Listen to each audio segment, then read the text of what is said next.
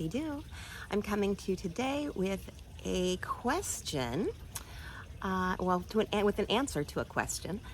The question is, what is grounding? Everyone talks about grounding, but I don't know what it means or how to do it.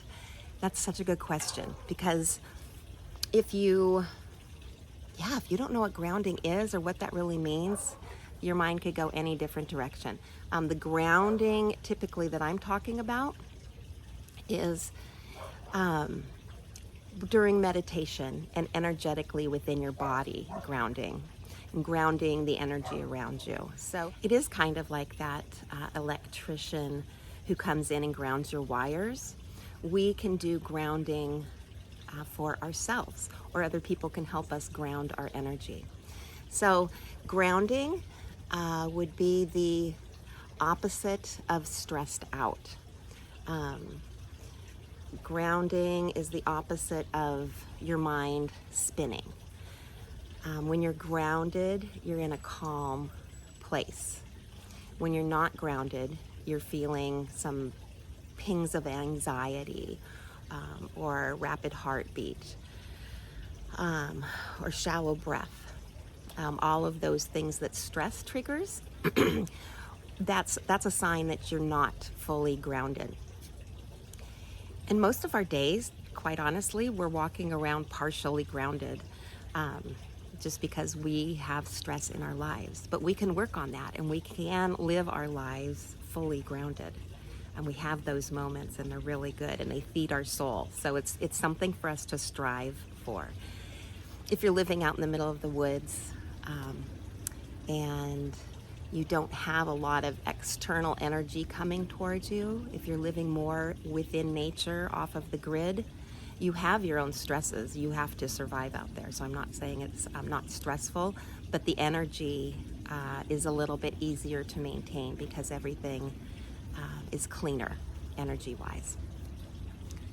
If you're working in corporate America, chances are you are ungrounded. You become ungrounded probably as soon as you walk in the door, pull into the parking lot, or just start your drive to work.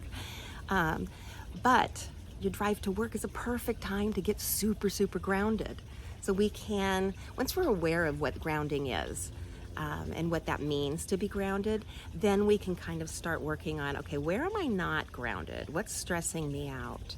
What are my triggers out there in the world where I get a little bit sideways, right? So for me, I can share some of the things that I do to stay grounded every day. And this doesn't mean that this is what you have to do, but just to help answer the question about what grounding is. Ultimately, we are tapping into ourselves with intention. That's typically what I do every morning. I'll tap into myself with intention by walking outside. First I go potty, because I have to go potty as soon as I wake up. And then I'll come out into the backyard. I'll light some sage, and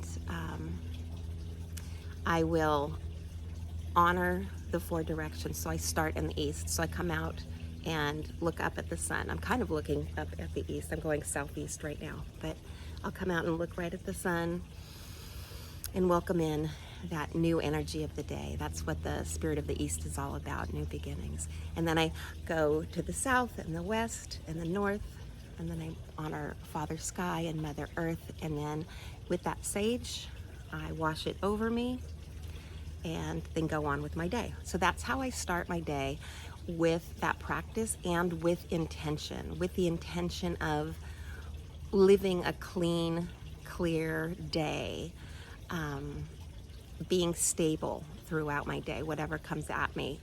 I'm not wishing for, that's not the right way to say it probably. I'm always wishing for happy times, right? But my expectation is not to have by grounding, that everything's going to be happy in my day. My expectation is that by grounding, I'm going to be sturdy and can handle anything that comes at me. I can honor my emotions. I can stop and do what's best for me because my head's not spinning and I'm not panicking. So if something really hits me during the day that's not something that I was expecting, and it's maybe not good news, If I'm grounded, I can take that, process it, kind of prioritize my life. The things that I thought I was doing that day, maybe I'm not going to do them that day. Okay, that's for another day. We'll put that on the side burner. What matters is what's happening right here. And I can make those decisions without panic. And then throughout those times, I practice meditation, I practice breathing, I use crystals, visualization, a lot of different things to keep myself grounded, especially when I'm in times where I know I have a real good chance of going off the rails. I use my tools to stay on the rails. So basically, grounding is calm. Grounding is feeling nice and centered and sturdy in your environment. Grounding means that you are walking with intention and you're walking in beauty, so you might be walking a little bit slower than normal. You're not running like boom, boom, boom, boom, boom. I know it's hard. I know, especially if you're a mom with kids and all of that, it is so hard to not be boom, boom, boom, boom all over the place. But in between those boom, boom pickups, you can use that time to ground yourself. And then you might find yourself going, travel here, travel here, travel here, and go on home. There's a difference. So keeping yourself nice and rooted, often I'll think of myself as a tree, and the bottoms of my feet have roots growing from the bottom of them into the earth. So although I might sway up here on the earth, my roots are in the ground, nice and sturdy. That helps me a lot.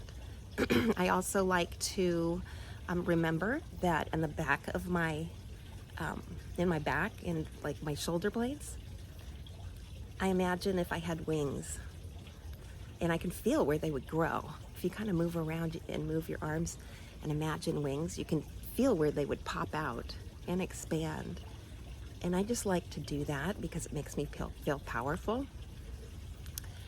And just sitting on the ground and being barefoot, those are things that help me. And of course, breathing all the time. My totem this year has been the banana slug. And that's for a lot of reasons, but one of the reasons is grounding. Think of a banana slug, super grounded. They're like in the ground.